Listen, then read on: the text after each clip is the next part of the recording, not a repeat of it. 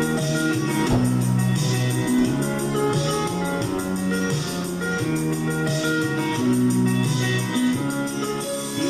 nagmamahal sa'yo, din silang dalawa.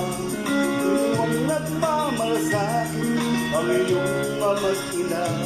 Sila ang naging dahan, kaya ika'y nabubuhay sa mundo.